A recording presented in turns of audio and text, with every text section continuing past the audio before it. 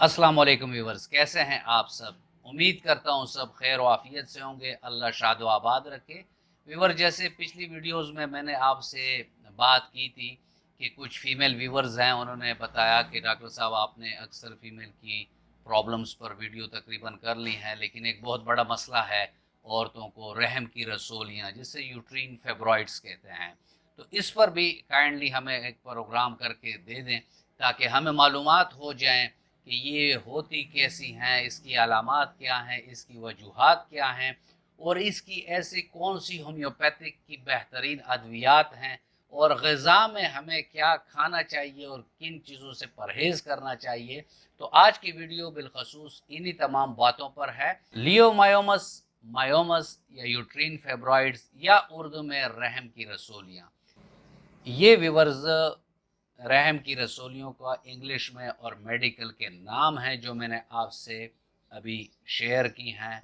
और ये non cancerous होती हैं, यानी ये कैंसर नहीं होता। किसी को डरने की ज़रूरत नहीं है कि मुझे रहम में रसोलियाँ हो गई हैं तो अभी ये ख़तरे वाली बात है। तो ये कोई ख़तरे वाली बात नहीं है।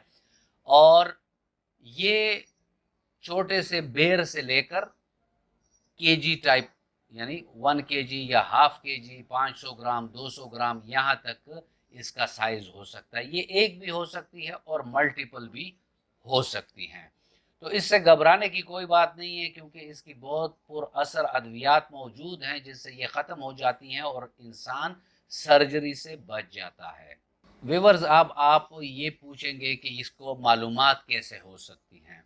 तो इसके दो ऐसे तरीके हैं। या तो लेडी डॉक्टर के पास पेल्विक एग्जामिनेशन एक प्रोसेस होता है जिससे मालूम हो जाता है कि फेब्रॉइड्स हैं, और दूसरा जो है वो बहुत कॉमन यूज़ का है और वो है पेल्विक रीजन अल्ट्रासाउंड। यानी जो अल्ट्रासाउंड होता है उससे आप लोगों को मालूमात हो जाती हैं कि फ़ीमेल में फेब्रॉइड्स हैं, एक हैं, दो हैं, मल्टीपल हैं। तो ये इसका डायग्नोज का तरीका है। अब हम चलते हैं और इसके अलामात देखते हैं कि वो कौन से ऐसे रहनुमा अलामात हैं कि जिससे किसी औरत को ये मालूम हो सके कि उसे रहम की रसोलियों का प्रॉब्लम है।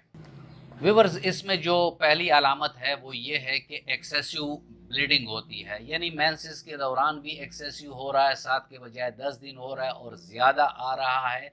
और मेंसेस के बीच के जो दिन हैं उसमें भी ब्लीडिंग होती रहती है, यानी एक्सेसिव ब्लीडिंग होती है।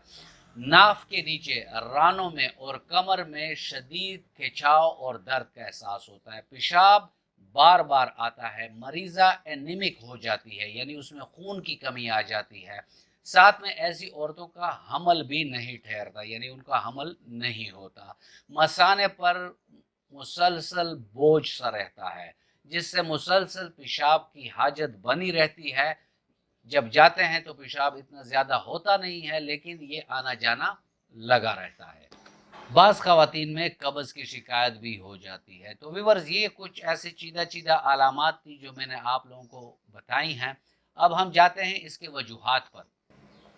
व्यूअर्स, वजूहात में रिसर्चर्स इस बात पर लगे हुए हैं कि वो इसको मालूम कर सकें कि आखिर इसकी क्या वजूहात हैं। तो सबसे पहली वजह जो है वो जेनेटिक काज है कि जो जीन्स रिस्पॉन्सिबल होते हैं, ज़िम्मेवार होते हैं कि रहम की ये शक्ल होनी चाहिए और रहम में ये फंक्शन होने चाहिए, तो उसमें इम्बैलेंस आ जाता है, उन जीन्स में अल्टरेशन हो जाती है। टेक्निकल बात है, तो उसकी वजह से यूट्रीन फेब्रॉइड्स बनते हैं। उसके बाद जो फीमेल में हार्मोन्स हैं, फीमेल हार्मोन एस्ट्रोजन, प्रोजेस्टेरॉन, इसके इम्बैलेंस की वजह से भी फेब्रॉइड्स हो सकती हैं। इसके अलावा इंसुलिन जो ग्रोथ फैक्टर्स हैं उसकी वजह से भी फेब्रॉइड्स हो सकते हैं। इसके अलावा एक्स्ट्रा सेलुलर मैट्रिक्स एक ऐसा उनसर होता है कि जो सेल्स को बाहमी तौर पर मिलाता है। यानी इसको इसको आप इस तरह समझ लें कि जिस तरह ईंटें होती हैं और दो ईंटों को मिलाने के लिए आप लोगों को सीमेंट दरकार होता है। एक्स्ट्रा सेलुलर मैट्रिक्स जो है वो ये काम करता है कि सेल्स को आपस में जोड़ता है। कभी किसी वजह से माल न्यूट्रिशन हो गया, कोई और वजह हो गई और केमिकल रिएक्शन ज़्यादा हो गए हैं, तो ये जो इंग्रेडिएंट है ये ज़्यादा हो जाता है और फैल जाता है। तो ये भी एक वजह है कि जिसकी वजह से फेब्रॉइड्स बनती हैं। इसके अलावा बॉडी में अगर कोई बायोलॉजिकल चेंजेस हो रही हैं तो उसकी वजह से भी फेब्रॉइड्स बनते हैं। अगर वालदा या वालिद की अतराफ में फीमेल औरतों यानी वालदा के जो बहनें हैं या उसकी वालदा है, यानी वालदा की तरफ की जो रिश्तेदार हैं फीमेल और वालिद की तरफ जो रिश्तेदार हैं फीमेल, और उसमें फेब्रॉइड्स का मसला आता रहता है, तो ऐसी औरतों को भी फेब्रॉइड्स हो सकती हैं।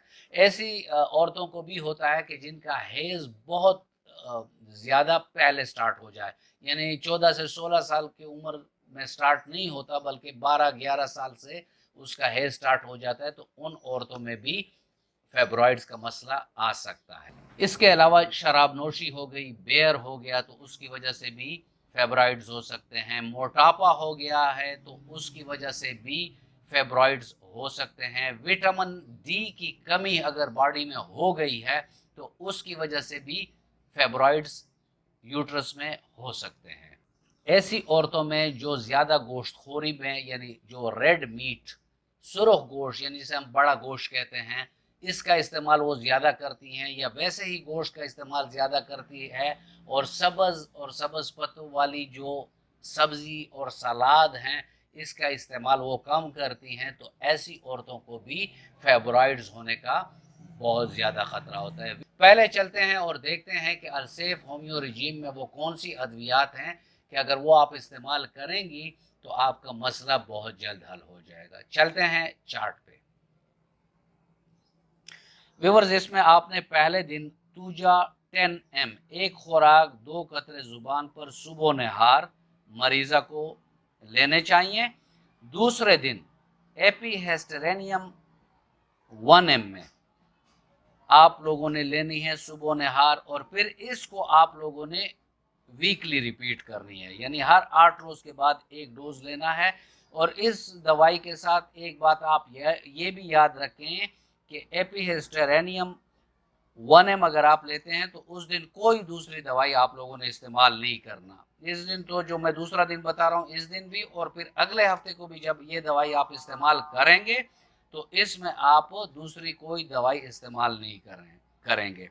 तीसरे दिन से आप लोगों ने फ्रैक्सिनस अमेरिकाना 7-7 कतरे सुबह दोपहर शाम एक आधे कप नीम गर्म पानी में 3 टाइम लेना है। ये आप लोगों ने खाने से पहले लेना है। और आशुका क्यूब 7-7 कतरे सुबह दोपहर शाम खाने के 1 घंटे बाद आधी प्याली नीम गर्म पानी में आप लोगों ने लेना है। और खाने के 2 घंटे बाद कैलकेरिया फ्लोर 6x 3-3 गोलियां सुबह दोपहर शाम आप लोगों ने लेनी है। अब व्यूअर्स, हम चलते हैं और फूड टिप्स में देखते हैं कि कौन सी ग़िज़ाएं जिनसे हमें परहेज करना चाहिए। तो परहेज वाली ग़िज़ाएं जो हैं वो रेड मीट है, ये आप लोगों ने नहीं लेना। जंक फूड्स, बाहर की जितनी भी जंक फूड्स हैं उससे आप लोगों ने परहेज करना है। गोश्त की बनी कबाब हो गए, इस तरह तली हुई चीज़ें हो गई हैं, मुर्रगन ग़िज़ाएं हो गई हैं, तो इससे आप लोगों ने परहेज करना है। आप लोगों ने ज़्यादा लेना है ग्रीन लीफी वेजिटेबल्स। ऐसे लीफी वेजिटेबल्स और वेजिटेबल्स आपने लेनी है जिसमें बीटा कैरोटीन हो। बीटा कैरोटीन की बेहतरीन एग्जाम्पल जो है वो स्वीट पोटैटो, जिसे हम मीठा आलू भी कहते हैं, और साथ में आप लोगों ने गाजर का इस्तेमाल करना है क्योंकि उसमें भी बीटा कैरोटीन ज़्यादा है। फ्लैक्स सीड या अलसी के जो सीड्स हैं वो भी आप इस्तेमाल करें, और साथ में पानी का इस्तेमाल ज़्यादा रखें। हर सुबह 1 सेब आप लिया करें नाश्ते से पहले, तो इससे भी आपका खून भी पूरा होगा और आपका एनीमिया भी ट्रीट होगा। इंशाअल्लाह Rahman within no time आपका ये मसला घर बैठे हल हो जाएगा।